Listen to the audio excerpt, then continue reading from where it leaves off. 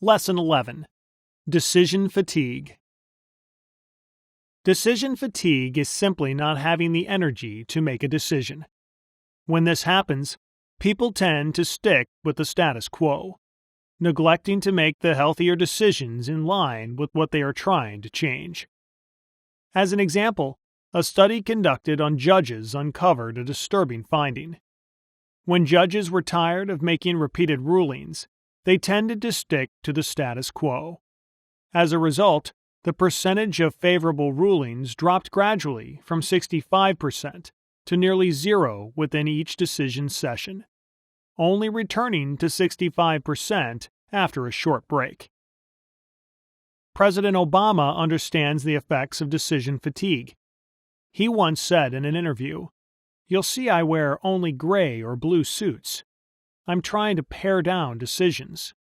I don't want to make decisions about what I'm eating or wearing, because I have too many other decisions to make."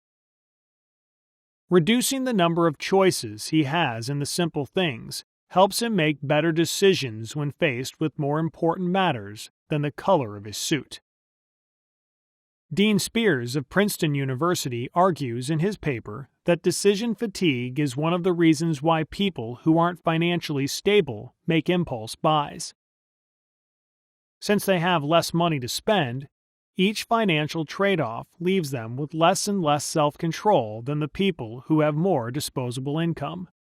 By the time they are at the cash register, they can't resist buying a snack or other products displayed there, thus spending more money than they intended. Studies also showed that decision fatigue can lead to decision avoidance. In the presence of too many choices, people tend to stick with the status quo. If you're trying to make a positive change in your life, avoidance can mean choosing the unhealthy food you've always been eating instead of picking healthy alternatives. The most important technique to reduce the effect of decision fatigue on your self-discipline is to reduce the number of trivial decisions you make in your life. For instance, follow President Obama's example and spend less time and energy choosing what to wear in the morning. According to the 80-20 principle, 80% of the time you wear 20% of your clothes. Reduce the number of unessential choices by cleaning out your closet and donating things you no longer wear. The easiest way to pick which clothes you no longer wear is to ask yourself a simple question. If I didn't own it, how much would I pay to get it? If you wouldn't be willing to pay for it, or you would pay little, why keep it?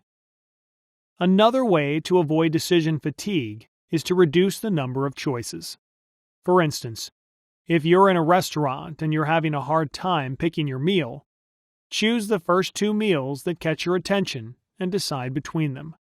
Better yet, ask the waitress to choose for you and have more self-control to resist dessert. Last but not least, put to use the findings of the study about judges. If you want to make the right decision, do it after a break, not before it.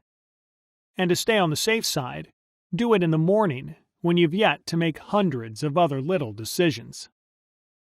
The fewer decisions you make on a daily basis, the more high quality your decision-making process is. Don't waste your energy on trivial choices. Limit your decisions so you have the energy and willpower to spend on what truly matters.